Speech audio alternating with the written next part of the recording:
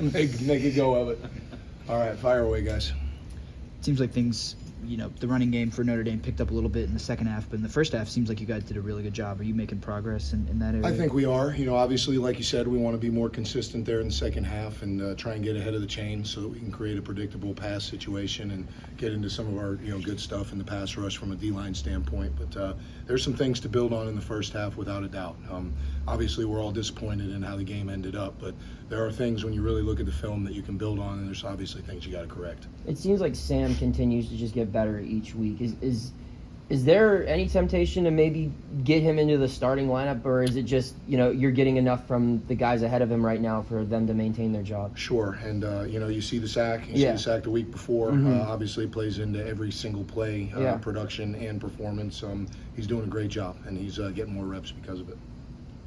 I think I was looking today. I think Dayon's the only D lineman who started every game this season. What goes into that? Is that week of practice, production the previous week? It is. It's a combination of all there is, and like I said, the game day performance, the practice performance, and all those things come into play. Off-field things come into play. So he's done a nice job, and really so have the other guys. Nate started a lot of games. Bam started several. Bam had a nice bounce back after he struggled with a few things a couple weeks prior. So we want to do more than we were able to do on Saturday, but there are things I can build on from multiple guys. When you say off-field stuff, is that just like going to class? So there's four things that it takes to play for me. This will forever be what it is. I have to trust you, which includes on and off the field. You have to minimize mental errors on the field. You have to produce, and you have to use technique that we talk about. All those things tie into equally, like spokes of a wheel, what it takes to play and how much you play for me. How difficult is it in a situation like that to keep guys interested? Well, I think it's a matter of there's a lot of personal goals. There's a lot of it's the thing about athletics is this is the next week. It's kind of what we taught. I don't want to repeat what I said last week, but you have to learn from the film. There's a lot of things, obviously, that we need to do better on all sides of the ball, and certainly defensively and as a D-line. And that's what we're working on this week. And to the kids' credit, they came out and they worked their tails off today at practice, and I'm proud of them for that. Just looking at what they have on Florida State, what they have on offense, I mean, Yeah.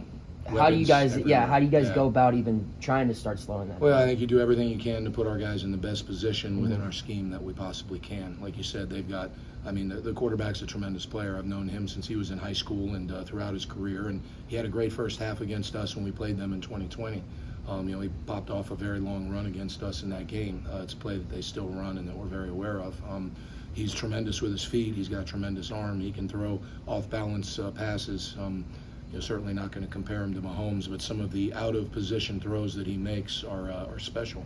And you look at their skill. Obviously they got a receiver that's 6'7", a receiver that's 6'4". They've got great players, so we've got to do everything we can to help our guys when they need to help, give them relief when we get a chance to give them relief, and try and do everything we can to get ahead of the chains and try and create a more predictable situation where we can make calls that fit what we know they're going to do. What is special about Mike Norvell's offense, other than the fact they have great athletes? Well, I think he does a great job of taking plays that hurt you earlier in the year. You'll see as you look at their film, there's plays that maybe they haven't done in previous weeks, and when you do a deep dive, he pulled that from a previous game that hurt that team. Like we're looking at film from Duke and Virginia Tech and plays that have shown up in that game. When you look back at earlier film from those teams, it's a play that hurt them. So he's got his base plays. They get really good at those, but he's very willing within his system to put a new play or two in if it's hurt you structurally.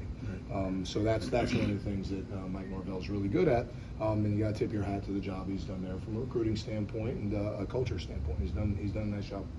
Does that create some self-scouting of like, okay, how would I attack us? It does, and we always do a self-scout. We always look at things that make us predictable or not predictable and try and break those tendencies, but you definitely go back and look at big plays. And then was it a big play because someone missed a tackle, or was it a big play from a structure reason? And you have to address those things quickly, because if not, Mike Norvell will. How's Sean Fitzsimmons been doing? He's been doing good. He's getting better. He got a couple plays there late in the game. Got his feet kind of tangled up on one of those plays, but I'm happy with his progress. He's a redshirt freshman that's going to be a heck of a player for us. Were you thinking or hoping that some of your young D tackles might be doing more, contributing more at this point in the season? Well, when you have 3 6-year guys with the kind of experience that these guys have, I just want to see progress. I just want to see him continuing to get better, and I feel like the tide is rising, so I'm not disappointed at all. You have to be careful with the pass rush because you have a guy like the quarterback. Yeah, there's a balance, right? It's if you can't pass rush scared, but you have to pass rush smart. I mean, we certainly have rules with regards to our lanes, but if you start pass rushing scared and you just extend your hands and watch him back there, then you're creating other problems because the guy can throw the ball. So you definitely have to be very, very hyper aware of your lanes without pass rushing scared. Curious, I know it's the other side of the ball, but do you remember looking at Jared Verse coming out of high school and then even when he was transferring out of Albany? I do. He's a heck of a player. I haven't really gotten a chance to watch him much in terms of what he's done there, but I know he's got a ton of talent, and I know he's having a great season. Anything final for Charlie? Appreciate it, guys.